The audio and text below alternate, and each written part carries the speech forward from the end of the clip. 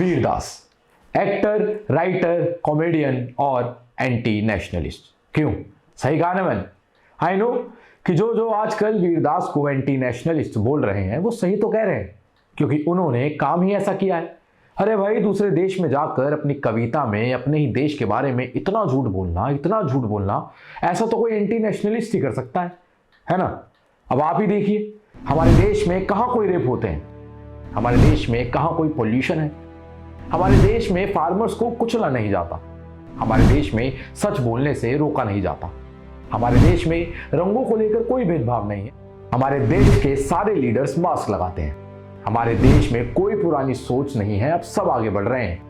हमारे देश में पीएम केयर फंड जिसमें सबने पैसा डाला उसकी सबको पूरी जानकारी है, हमारे देश में कोई रोड पर नहीं सोता है, हमारे देश के जवानों को अपनी पेंशन के लिए प्रोटेस्ट नहीं करना पड़ता है, हमारे देश में पेट्रोल के प्राइस कभी नहीं बढ़ते हैं, हमारे देश में ये सब ना होते हुए भी वीरदास अपनी कविता टू इंडिया में ये सब झूठ बोल रहे हैं, है ना। वीरदास वॉशिंगटन डीसी के कैनेडी सेंटर में दो भारत की बात कर रहे हैं।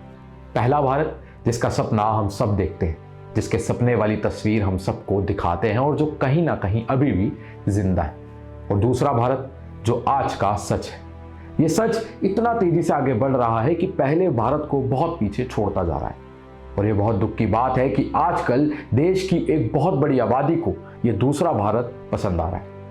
वीरदास जिन्होंने देश की आज की सच्चाई के बारे में बताया, वो आज एक एंटी नेशनलिस्ट बन गए हैं, और ये कोई हैरान होने वाली बात नहीं है, क्योंकि आजकल जो भी देश की सच्चाई बताएगा वो देशद्रोही हो जाएगा। बस यहाँ कोई बात अगर हैरान करने वाली है तो वो ये है कि सच्चाई को ना अपनाने वालों की तादाद बढ़ गई है, जिसे अब सिर्फ नेता नहीं बल्कि देश की जनता भी देश को उस दूसरे भारत की ओर ले जा रही है, क्योंकि उन्हें वैसा बना दिया गया है। आप खुद ही देख लीजिए, एक तरफ है महान देशभक्त, देश की कर्ता धर्ता, पद्मश्री धर्ता कंगना रनावत,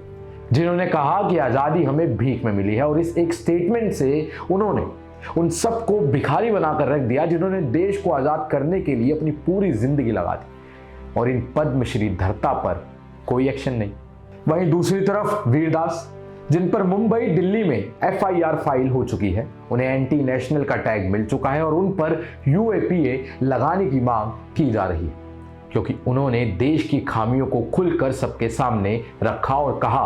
कि I represent a great people who build the great thing that is turning into a memory,